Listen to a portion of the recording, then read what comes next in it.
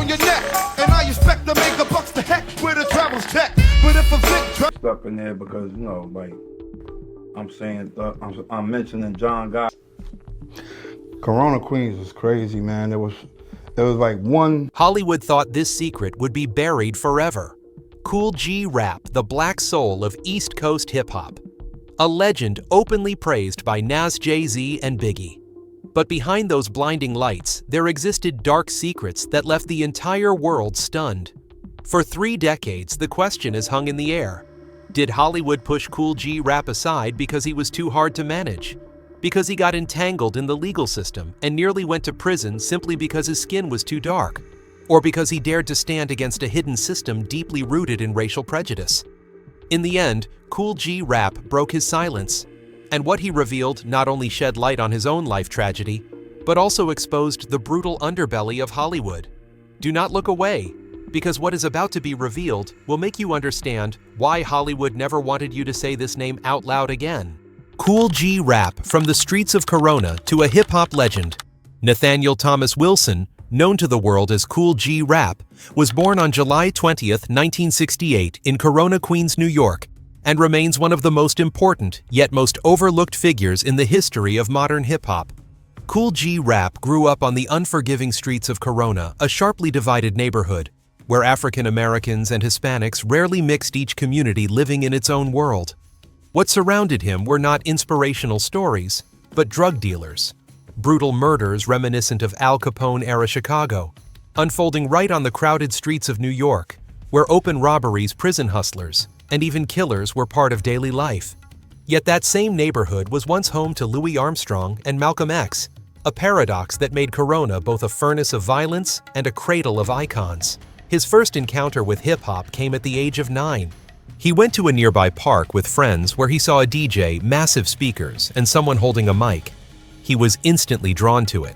There was no adjustment period, no hesitation. He started writing raps every day and practicing in his own room, gradually shaping his style and believing that he could become a rapper people would talk about. By the mid-1980s, he met DJ Polo through an introduction by Eric B., a name that would unknowingly pivot the course of his life. DJ Marley Marl and Mr. Magic recognized G-Rap's talent at a very young age and allowed him and DJ Polo to record demos at their studio. In 1986, Kool G Rap and DJ Polo appeared on Mr. Magic's show Rap Attack. In 1988, he took part in The Symphony, the legendary Juice Crew posse cut, and one of the first times hip-hop brought elite MCs together on a single track. It was not just a rap song, it was a passport into history. In 1989, Road to the Riches, the debut album by Kool G Rap and DJ Polo, was released on Cold Chillin' Records. When writing that album, he did not even understand song structure. No 16 bars, no chorus, just lines flowing to the rhythm in his head as if he were telling stories rather than composing songs. Life changed so fast that after the very first album at just 19 years old, he was moved straight into a 3-bedroom apartment in a neighborhood where his neighbors were all doctors. The second album, Wanted Dead or Alive, and the third, Live and Let Die, are both considered classics. The first 3 albums by Kool G Rap and DJ Polo were not just products of their era, they became the foundation of modern gangsta rap, the raw blueprint that countless rappers would later use to build entire musical worlds.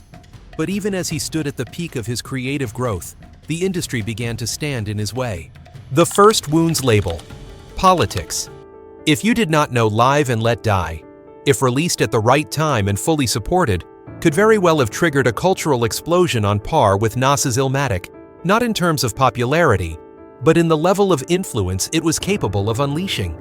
Initially, Warner Bros. Strongly supported the release of Live and Let Die, but at that time, the music industry and conservative groups were attacking gangsta rap. Ice-T's Cop Killer sparked a full-scale backlash. C. Dolores Tucker and Reverend Calvin Butts flooded the media delivering anti-rap speeches, calling for boycotts, organizing street protests, and even publicly burning CDs. Gangsta rap suddenly shifted from a music genre into a political issue. Warner Brothers began to panic. In closed-door meetings, the question was no longer, is this album good or bad, but how do we explain this when Congress asks about it? Licensing partners quietly pulled back.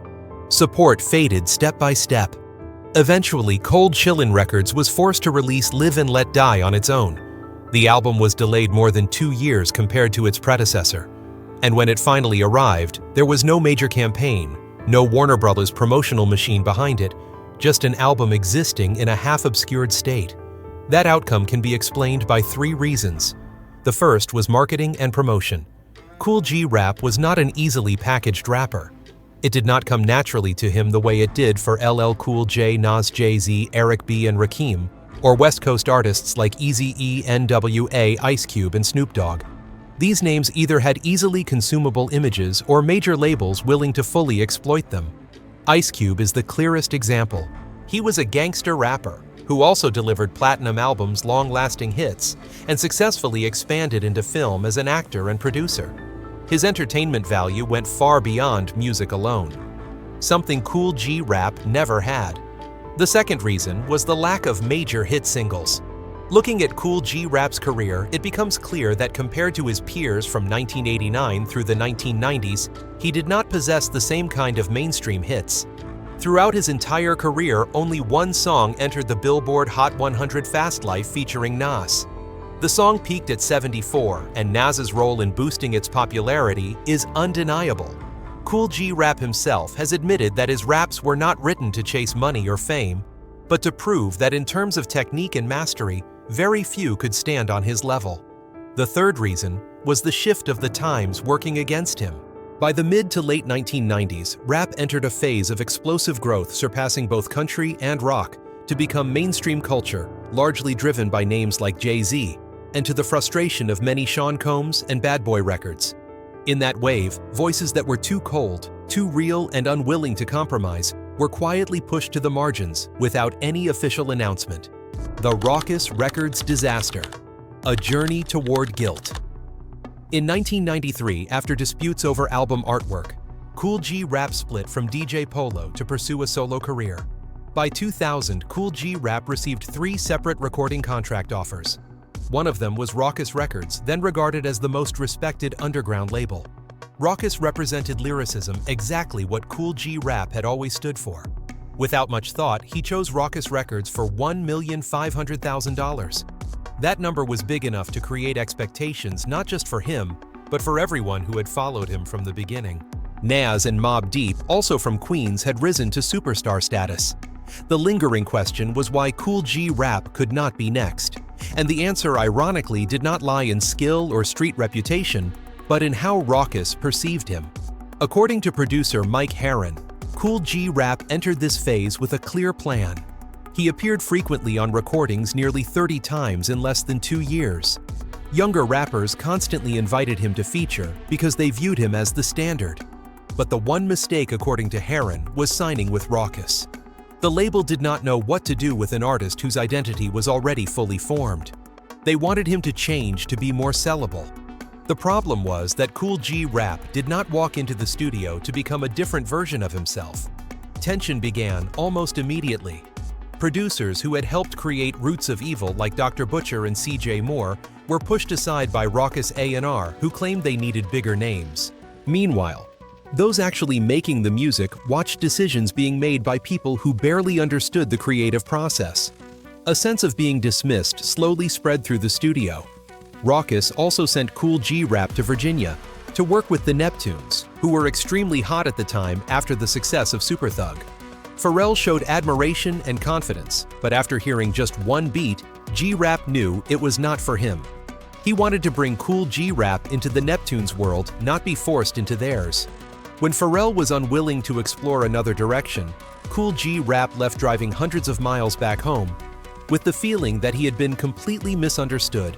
The following months became a string of small but persistent conflicts. Dr. Butcher and CJ Moore continued submitting beats like Outsiders only to receive rejection after rejection. One time at Unique Recording Studios, tension exploded into a direct confrontation. CJ Moore refused to work in a smoke-filled environment. When Nature lit a cigarette in G-Rap's room, Moore snatched it away. Words escalated, faders were pulled down, insults flew, and the two nearly came to blows before being separated.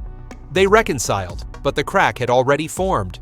Subsequent recordings were handed to unsuitable people, and Moore understood it was no coincidence. By the time the album was finished, Rawkus began to collapse. They lost funding, lost distribution, and were forced to seek a larger partner.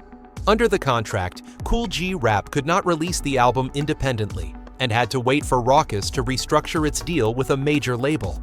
He refused to sit and wait. The Giancana story was finally released on Rawkus Records at the end of 2002, by which time bootlegs had already spread, and many key elements of the original version were gone from DJ Premier's remix to Nas's verse and backup recordings with Scarface and Snoop Dogg. Mike Herron described it as a painful experience. Rawkus, in his view, was like kids trying to buy their way into the cool table in high school with pizza and soda. They wanted to belong somewhere that was never meant for them. And in that effort, they derailed a moment that could have redefined Kool G Rap's career. Concrete walls and racial profiling. Peeling back, the finish line case. After being derailed by the music industry, Kool G Rap stepped outside the studio, and it was in the everyday world that he collided with another wall. Colder, harder, and impossible to negotiate with. In June 2018, Kool G Rap did not walk into a recording studio. He was not on a stage either. He was doing something entirely ordinary, shopping at a mall in Pennsylvania. No cameras, no lights, no crowd chanting his name. Just a middle-aged black man moving through a retail space that America has long treated as neutral. And in that seemingly harmless place, Kool G Rap ran headfirst into an invisible wall as hard as concrete. An employee at a Finish Line store accused him of stealing a pair of Nike LeBron 15 sneakers, priced at $185. The description of the thief sent to police was chilling in its brevity: an African-American male approximately 40 years old. No height, no clothing, no distinguishing features. A description that could apply to millions of people. A description broad enough to turn anyone who looked like Kool G Rap into a suspect. The store employee recorded his license plate. Police were called. And in that moment, everything shifted from shopping to criminal. Kool G Rap was charged with misdemeanor theft. On paper, this was not a small matter. The charge carried a potential sentence of up to 5 years in prison and $10,000 in fines. For an artist who had spent decades in hip-hop, survived the streets, and watched friends pushed out of the game over both real and false accusations, this was not a misunderstanding that could be brushed aside. But what mattered most was what came next. When his attorneys Dante Mills and Lennon Edwards of Mills & Edwards LLP requested the store's surveillance footage, the entire narrative began to collapse. The video revealed a stark and simple truth. Kool G Rap never entered the store. He did not stand in the shoe display area. He did not touch any Nike LeBron 15 sneakers. He was not even near the location where the alleged theft supposedly occurred. The case was dismissed. Legally, everything ended quickly. No prolonged trial, no controversial verdict, no sentence. But if the story stopped there, it would have been nothing more than a forgotten local headline. The problem was that for Kool G Rap, the incident did not end when the file was closed. It had only just begun. Alongside his legal team, Kool G Rap prepared a major civil lawsuit against Finish Line. The core argument was not about money, but about a concept America understands all too well, yet rarely wants to address directly: shopping while black. A condition where skin color becomes the default suspicion. You do not need suspicious behavior. You do not need evidence. You only need to fit a mental image. The bitterness here lies in the paradox. Kool G Rap is one of the artists who laid the foundation for telling the story of American street life through music. He was once considered too real, too dark, too raw for the mainstream to digest. Yet when he stepped into an upscale retail store, he was reduced to the very embodiment of what society fears. Not an artist, not a legend, just a black man of that age. Kool G Rap did not turn the incident into a media spectacle. He did not hold a press conference to perform victimhood. His response reflected the posture he has maintained throughout his career: cold, restrained, but sharp. "I will not force anyone if I do not want to," he said afterward, "but I hope it will be resolved fairly." The statement sounded like a concession, but it was in fact an indictment. Because when someone feels compelled to say they do not want to force anyone, it reveals a system accustomed to forcing them first. The Finish Line case was not a scandal that destroyed Kool G Rap's career. It did not get him banned from performing. It did not pull albums from shelves, but it struck something deeper, the realization that no matter how far he had come, he still could not escape the shadow of prejudice. It also exposed a painful paradox for audiences who once argued that Kool G Rap was not mainstream enough. When he stood outside the mainstream, he was labeled too street. When he stepped into a middle-class consumer space, he was treated as a threat. For the hip-hop community, especially those who had followed Kool G Rap since the Juice Crew era, the incident was not shocking in the sense of surprise. Many were not even surprised at all. They saw it as living proof of what his music had been saying for decades. The system does not need you to do something wrong to punish you. It only needs you to look like someone it has already decided to suspect. What makes the Finish Line case a concrete slab in Kool G Rap's story is that it did not come from a chaotic past or bad decisions. It happened when he was already a grown man, with a career, a name, and lawyers. And if someone like Kool G Rap could still be pulled into that vortex based on nothing more than a vague description, the question becomes, what happens to those without a voice?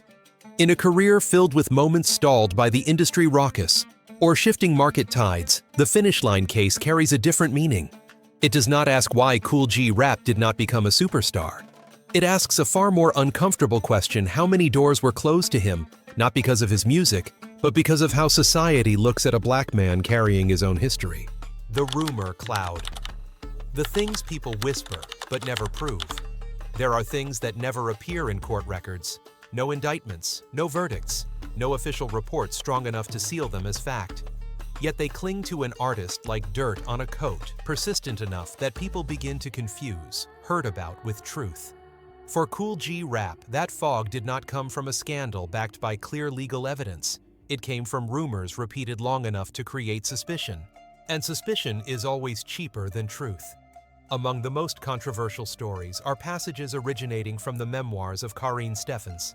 This type of source is always dangerous because it is inherently one-sided, told through personal experience, and often packaged for sale through shock value. Such details have been disputed, and they are not evidence in themselves. What matters is how they operate. A story appears in a book, gets quoted on forums, turns into everyone knows. And after a few rounds of sharing, the label of rumor quietly disappears from the listener's mind. Then come the heavier whispers: wife beater, cocaine problem, surgery. These phrases sound as if there are clear records behind them. But the issue is that there are no publicly available legal documents strong enough to confirm them definitively. They exist in a gray zone where proof is unnecessary and feeling is enough. And if you look closely, a chilling paradox emerges. When an artist is a mainstream superstar, there is an entire PR system to put out fires, steer narratives, and redirect attention. But for a rapper who does not live off radio, does not chase talk shows, and does not constantly appear to explain himself, silence becomes the easiest thing to interpret in the worst possible way. So why do these rumors persist when there is no clear evidence? Perhaps because Kool G Rap has always occupied a unique position. He is your favorite rapper's favorite rapper, revered by MCs and hip-hop heads. Yet he does not belong to the pop culture system, where everything is managed through image. Absence from the spotlight creates gaps, and in hip-hop, gaps are rarely left empty. They are filled with speculation. There is an uncomfortable truth here. Rumors do not need to be true to cause damage. They only need to align with existing biases about a rapper who is too street, too grimy, and unwilling to please the market. Once those biases are in place, any fragment of a story can be treated as supporting evidence. The final question is the most unsettling of all. When an artist does not have a PR machine behind them to protect, respond, and shut down rumors at the source who is actually writing their story, and does that story ever truly belong to them anymore? Still here, still dangerous. There is one truth that many outsiders misunderstand about Kool G Rap, and it is why every time someone asks what happened to him, fans react so fiercely. Kool G Rap never disappeared. He never stopped. The only thing that stopped was the gaze of mainstream media. After Rawkus, after the quiet derailments that were never officially announced, Kool G Rap did not retreat into silence. He kept releasing music. He kept appearing on projects by the next generation. He continued to be called upon by rappers at the peak of technical skill. But unlike much of the industry, he did not change to fit the new cycle. No trend chasing, no hit hunting, no attempts to rebrand himself to land on playlists or radio. Kool G Rap chose the harder path. He kept his standard intact. That choice created the greatest paradox. To the general audience, those who look only at Billboard television and visible metrics, Kool G Rap seemed to have disappeared. But to hardcore fans, he never left. In this community, Kool G Rap remains the measuring stick, the artist your favorite rapper uses to measure himself. The name that comes up when talking about multi-syllables, dense flow and cold storytelling without theatrics. Late recognition. The 2020s. There is a paradox that has followed Kool G Rap for more than 3 decades. When the market turned its back, he kept making music. When trends shifted, he did not chase them. And when many of his peers exited the game one way or another, Kool G Rap was still standing there quietly, but never disappearing. His career in the 2020s was not a loud comeback. It was more like a slow, smoldering current, steady and persistent enough to be undeniable. Despite commercial failures and long-running personal struggles, Kool G Rap never stopped recording. He continued collaborating with underground artists and true hip-hop gatekeepers, people who knew exactly who they were standing next to. Joint projects with Necro or other independent producers were never meant to conquer the charts. They existed to document skill, to preserve a lyrical standard that many believe the market had abandoned. These were not albums to play in the club. They were albums meant for people who truly understand rap to sit down and listen. In 2022, Kool G Rap released Last of a Dying Breed. From the title alone, the message was clear. This was not a complaint, nor a declaration of ego. It felt more like a final record from a generation slowly fading away. The album did not dominate headlines, but it was quickly recognized by the core hip-hop community. Listeners understood why Kool G Rap's reputation continued to shine even as many of his contemporaries had passed away, or no longer had the sharpness to hold a mic. He was still focused on bars, still building complex structures, still telling cold, unvarnished stories without polish and without begging for attention. Kool G Rap did not try to become relevant to a new era. He simply kept doing what he had always done. Some critics have noted that what makes Kool G Rap special in recent years is not innovation, but refusal to change. In an industry where survival is often tied to constant reinvention, Kool G Rap chose to stand still. And that stillness became his strongest statement. He did not make music to get interviews. He did not create scandals to stay visible. He recorded, released, and let listeners decide its value for themselves. Then, in October 2025, after nearly 37 years in the industry, something many believed would never happen, finally did. At the 3rd Hip Hop Grandmaster Awards hosted by the Paid in Full Foundation in Las Vegas, Kool G Rap was awarded the Grandmaster Hip Hop honor. It was official recognition from within the culture itself. In the room that night were Dr. Dre, Nas, Ludacris, and Rakim, names that need no validation and have no reason to flatter anyone out of obligation. Their presence was a clear acknowledgement of how deeply Kool G Rap's influence runs in the DNA of modern hip-hop. But as the applause faded, the unavoidable question remained. Did this recognition come too late? Kool G Rap was 57 years old at the time. He had never had a gold or platinum album. He had never stood on the Grammy stage holding a trophy. Over his career, he had weathered label disputes, family conflicts, unproven allegations, and a long series of moments where the system simply left him behind. Measured by the familiar standards of the entertainment industry, Kool G Rap was clearly not a traditional success story. And yet, this is where his story breaks from conventional logic. Because in the world of those who truly understand hip-hop, legacy is not counted in sales or awards. It is measured by influence. By how many generations of rappers learned how to rhyme, how to structure stories, how to hold rhythm from his records. By how many MCs regard him as the favorite rapper of their favorite rapper. By that measure, Kool G Rap was never a loser. When asked what he wants people to remember from his story, Kool G Rap answered plainly. He said the only thing he wants is for people to know that he did exactly what he wanted to do, and that he did it as well as he could. The response carried neither false humility nor inflated pride. It sounded like a cold summary after years of impact and friction. We may never know whether Kool G Rap is truly the greatest. Hip-hop is not a sport with a clear scoreboard. But after more than 30 years, one thing is nearly beyond debate. He is one of the greatest.